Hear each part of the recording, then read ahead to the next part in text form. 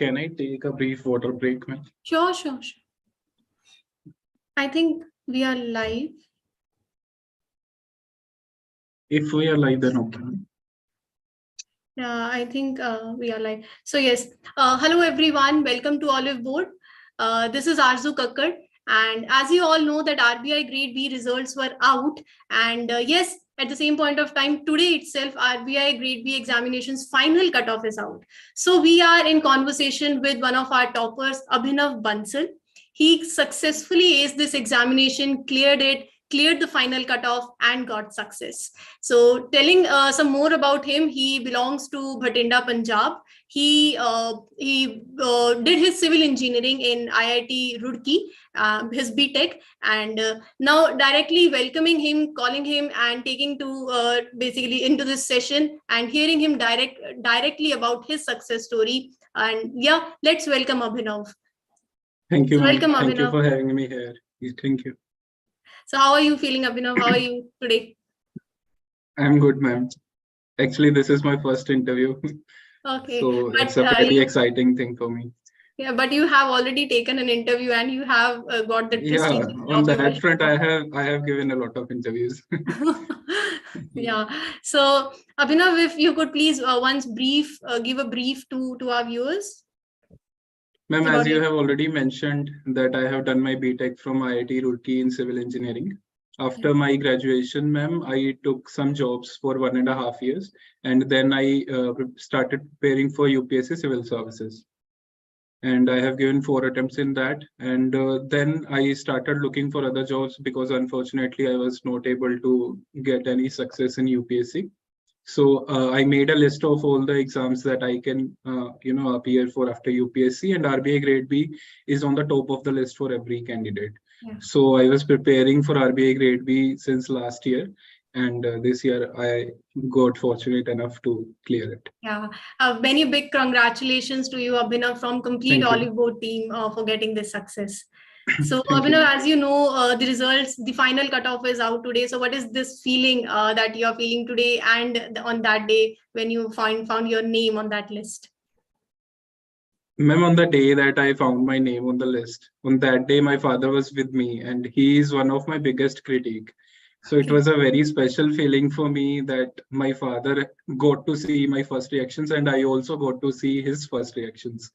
Okay. And what happens with aspirants like us, in most of the exams, we miss these exams by 2 or 3 marks. Yeah. But in this RBI, I have cleared this exam with this kind of margin. Cutoff is around 234 and I have got 238.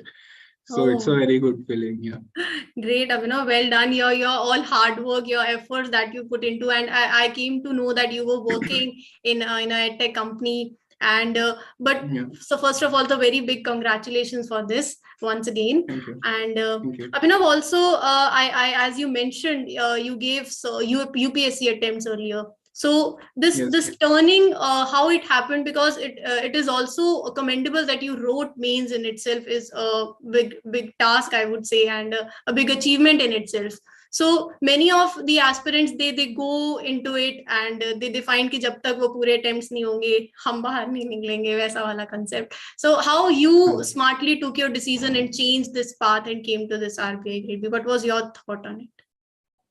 Ma'am, actually, when I was preparing for UPSC, I didn't go for any other exam, not even for state PCS exam, because I thought that if I have to clear it, I have to be totally focused on UPSC.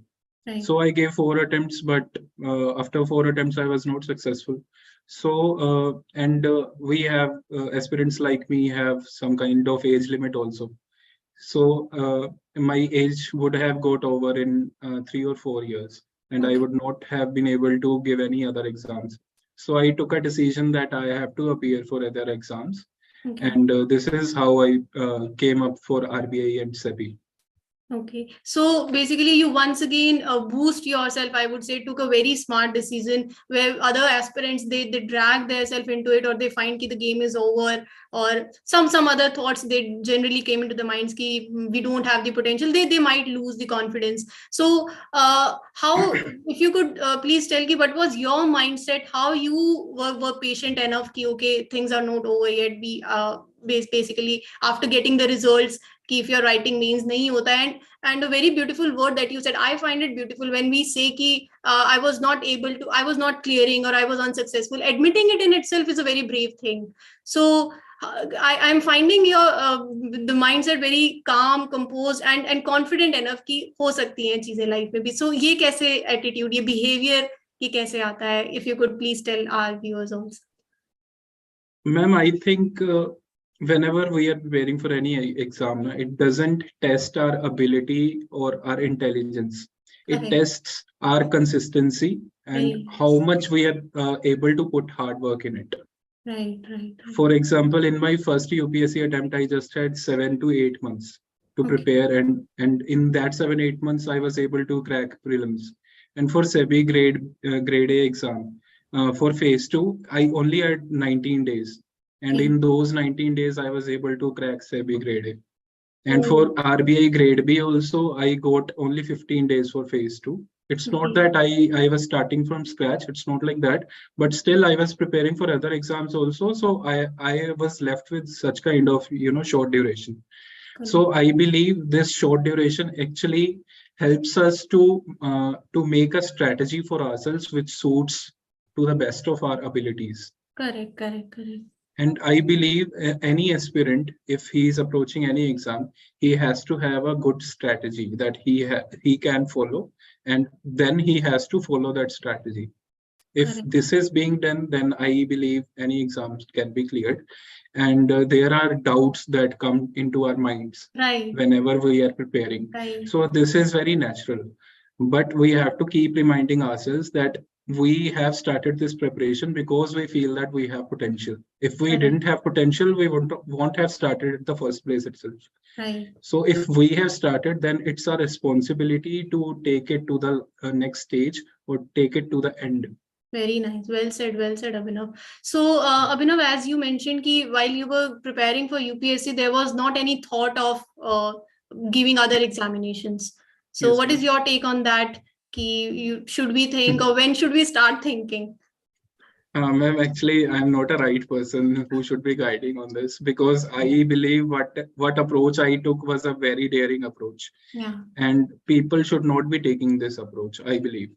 Maybe after 2 attempts of UPSC, I believe people can start thinking about other exams also. So this is also one such advice. What should we not do? Yeah, Learning from right. others' mistake is also wonderful.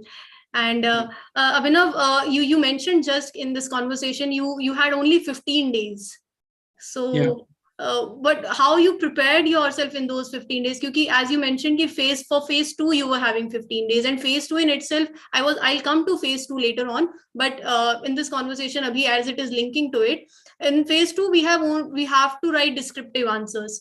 So how you prepared in that 15 days only? Yes, there was some backing. Yes, we have already covered certain sets. We are into the link of preparation, but mere 15 days and finally sitting into this examination. So how was your strategy in those days? Ma'am, actually, there are a lot of coachings as of now for all the exams that are there. Right. And these coachings helps us a lot. And Right. we have to be mindful that how we have to take more advantage or most advantage of these coachings. Like Oliveboard provides various YouTube lectures. Right. That are free of cost, and Right. these lectures have a summary of everything that has happened in past 5-6 months. Correct. So I took this smart decision that I have to follow these YouTube lecture series where they had covered all the current affair summaries of Right. whatever has happened with RBI in past 5-6 months, or whatever was in news related to indexes or reports that comes in phase 2. Correct. So I prepared this from those YouTube lectures. And ma'am, for static part, I had a group with a girl named Radhika. So Okay. we used to discuss for 2 months in December and January. We were discussing on a daily basis for phase 2 static. So that kind of stuck in my mind, because we are discussing on a daily basis. So Right. we remember that to a much larger extent or much Right. longer time. Right. So that was stuck in my head, and I was able to revise that, very beautifully and in very less time. Right. So this is how I was able to do it in 15 days. So I am getting some points from this conversation. First is hard work with smart work. So you Yes, ma'am. followed That smart is work. always needed. Whatever Right. exam you are preparing, both hard work as well as smart work, both of these are needed. Right. So smart work is very important. Only doing hard work is not a right basically way. Smart work is needed in your preparation as well for any exam you are preparing for. And the second thing you mentioned, the lectures that are there on Oliveboard, the free lectures only. We have a general mindset in students ki when you're paying for something, then their mindset completely changes. And when they're getting something free, they're not valuing it. It may be the case. So how to trust it? And please, if you could throw a light on it, ki if you're getting free education, that is also wonderful in itself, joining the lectures and taking this approach, trusting an organization that basically is covering everything for you so that you don't have, but that is a smart work. Ki if anybody is preparing a magazine for you, giving you current affairs, you rely on it and mug it up. Don't mug it up. Don't prepare your notes in that particular time when you have 15 days. So what is your take on to the aspirants when they find okay, paying for something and not paying for something? Education is basically chahe dono cheezon mein ho, it is relevant. And what do you think? Ma'am, I think I have seen both kinds of aspirants. Aspirants who have money, they throw the money at every course that they can find. And most of the times they are not even using that course. And I have also seen some aspirants who are clearing the exam by paying nothing. Yeah, so it depends on the aspirant that how he manages to use the knowledge or other sources that are available with him. Right. So don't neglect ki, don't have this mindset ki if something is being provided to you free. It is generally a mindset in India as well ki kuch free mein mil raha hai to kuch gadbad bhi ho sakti hai. Right. Okay, then Abhinav, let's start with your interview. As you know that there are 3 phases now, phase 1, phase 2 interview. What was your interview experience? Aspirants feel it's daunting sitting in a room and having a panel in front of you. So what was your experience that day? Ma'am, actually the interview panel is very cordial and they are very friendly with us. I have some friends who were telling me that interview panel was, laughing with them. And they were having fun with them. So interview panel is very good, but it depends on the person. Like if he is nervous over there, then interview panel will understand. They will try to make him comfortable, but if he doesn't get comfortable, then they cannot do anything. Right. And another thing is that, ma'am, what happened in my case, my interview was a very stress interview because I am from an IIT background. So they fixated on this fact that why I didn't, choose the civil engineering line and why I changed it. So out of the 15 minutes for which my interview went, just 10 or 12 minutes revolved around this thing only. Correct. So you should be very thorough with the profile. Yeah, please. Yeah. So it was a kind of unexpected thing. They asked me 4 or 5 civil engineering questions that I was not at all expecting. But when it came to the technical questions, I was very good because I had prepared for 2 months for that. Okay. So that was my question. Ki, when you are getting some unexpected questions, how to deal with that situation? How to... Ma'am, I can tell my experience, how I dealt with it. They were asking me very, general questions like when I entered into that building, RBI building of Delhi, what did I observe related to the civil engineering? And so I was able to answer that. But still they were, asking more questions from that area that didn't you see that thing? Didn't you see that thing? So these kind of questions were being asked. So they were trying to grill me on civil engineering thing. But still I felt that I answered all the questions with confidence, and I believe they liked this thing that even when they tried to grill me, so I was more composed and calm. Correct. So that this is very important when you feel some questions are coming your way, how to be calm and composed. Because it will change your game entirely if you lose patience that time. Yes. And I had one thing in my mind that once my biodata is over, like civil engineering is over, then I will be having technical questions for which I am completely prepared. Right. And so that gave me confidence because I had prepared for it. So I think when you are prepared for something, confidence automatically comes. Right. And I think this confidence comes from giving mock interviews, mock tests. Yeah, that also helps, ma'am. So if you could tell something about your mock interviews. Ma'am, I gave mock interview in Oliveboard for both SEBI and RBI, and Okay. my experience was very good because the panel member he suggested me all the areas that I was lacking in, and areas that I have to be more prepared. Like he told me about the RBI balance sheet that I was not prepared at that time. Okay. So on his suggestions, I prepared all these areas, and I think that helped me to gain confidence, and I was able to express myself in a better manner. Right. So mock tests, mock interviews, they help a lot during the Yes, entire ma'am. preparation. Right. Yes, ma'am. And Abhinav, one thing, was there any point in that interview where you were not able to answer the question, or you said ki I don't answer? What was there any situation that happened there with you? It happens, ma'am. It happens with everyone that there are some questions that we are not able to answer. So it's better to say that we don't know it. Right. So they actually they actually said this thing to some person who was trying to he didn't know the answer, but he was trying to answer it. So Right. they said to him that please don't give the answer if you don't know the answer. Right. So they prefer honesty over blatant lies.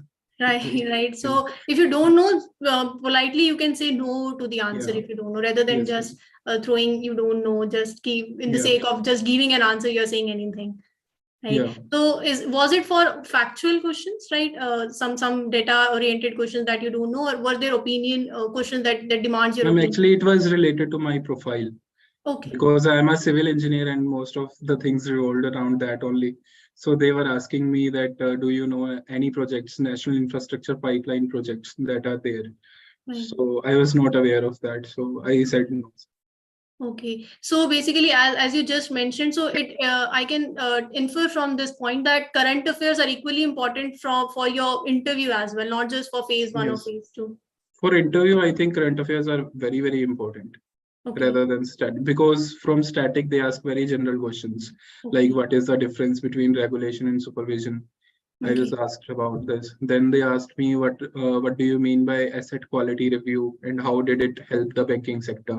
Okay. So these things are very general. We anyways prepare them while we are doing phase two, or these are very freely available in with Correct. every coaching. Correct. But I think where we are stuck in the interview is the current affairs section only. Right. Yeah. So when you're preparing for interview, you should not think it will help you in phase one, phase two. It should be an integrated approach, as we say. Right. Right. Thank you. Okay, so it was, and the last question with interview is when you came out of that interview round, so how you felt after giving the interview? Ma'am, actually, I was confused and double-minded that how it went. I didn't know. Okay, Yeah. but it went well. It Yeah. went great, You can say. I would say. Yeah. Yeah. Okay, Abhinav. So let's move to phase two. You have already thrown some light on the phase two itself and how you covered in 15 days phase two. So if you could please tell me once to the viewers ki what is your take on writing the descriptive answers, how to manage time there, and we need to do brainstorming when you see the first question in front of you. So how you manage all these things, and what is your take on the phase two? Ma'am, actually, for the ESI part, UPSC helped me a lot, and I have seen the mark sheets of the toppers who have got like more marks than me, and I have got more marks than them in both ESI objective as well as ESI descriptive. Okay. So I believe this is because of the fact that I was in UPSC preparation, and that helped me a lot in ESI. For F&M, I believe that first of all, we have to cover the syllabus holistically. Right. And the main reason that I have lost 4 or 5 marks in F&M descriptive is because I left one chapter and one question came from that chapter. I was not able to answer it properly. I just wrote whatever I knew.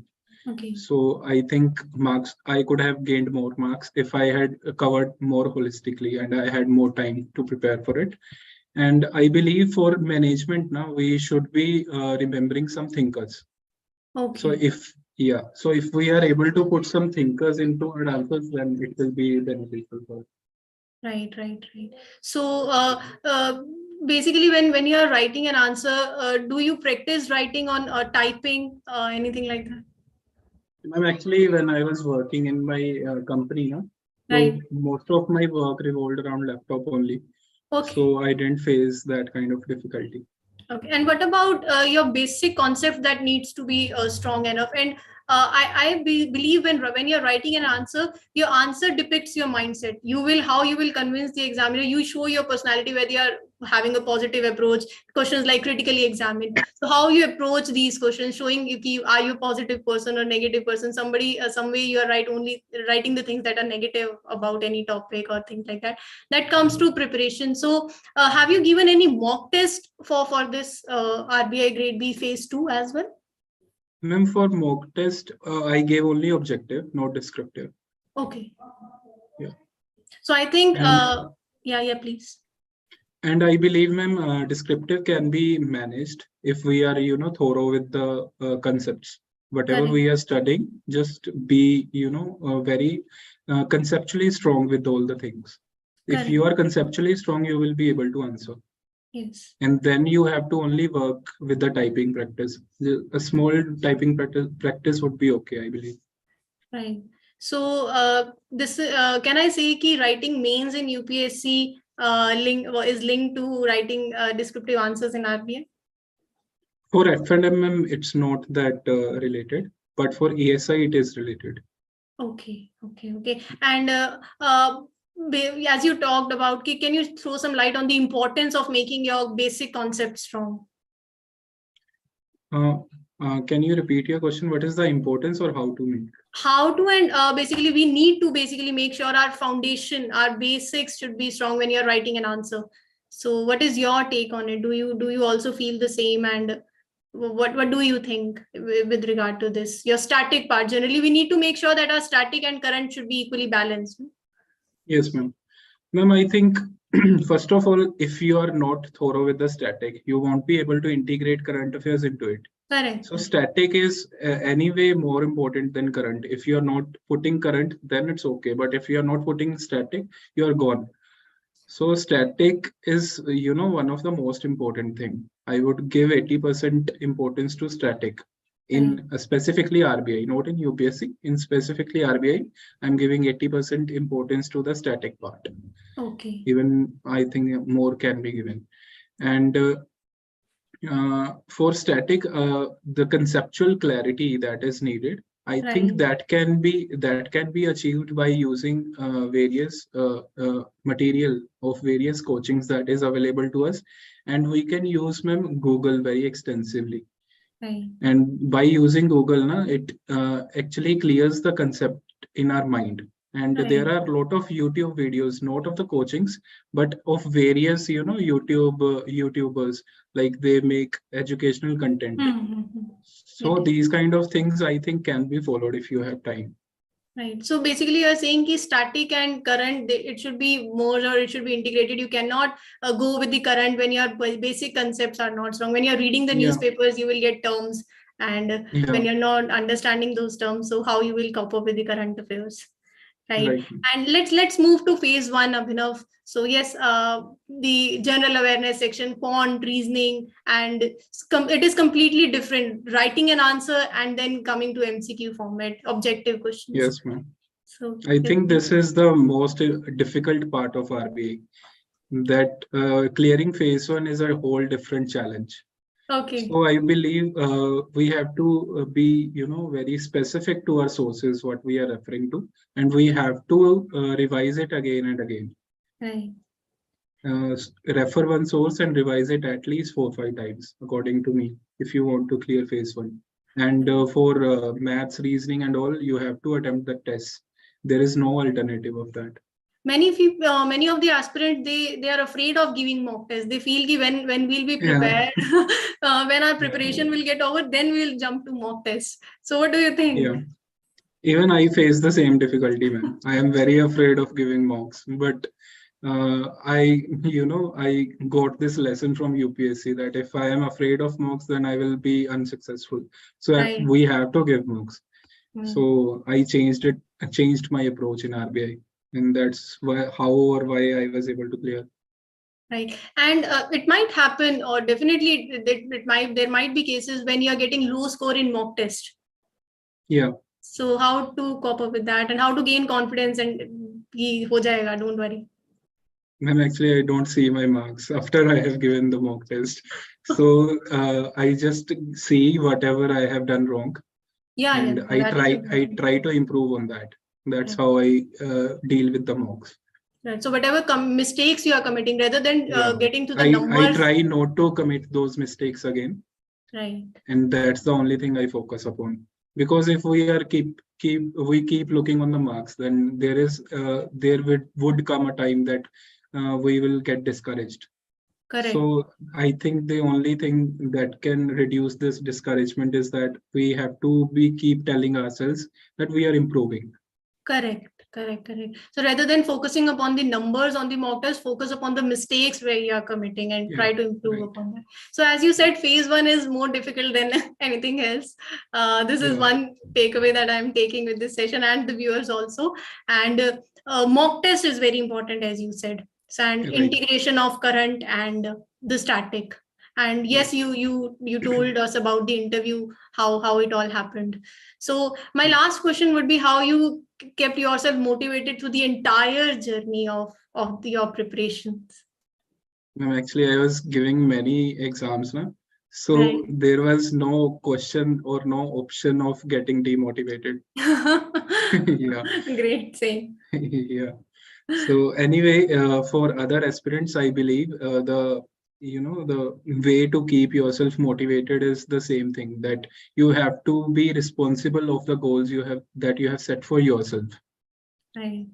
So what do you do in your, I know there is no free time, but still there needs to be, you need to enjoy your time with yourself. So what do you do in those times when you feel, okay, abhi thoda, my mind needs rest or something? Any hobby or anything? Ma'am, I go on a walk. I talk with my friends over the phone. And this is how I spend my free time.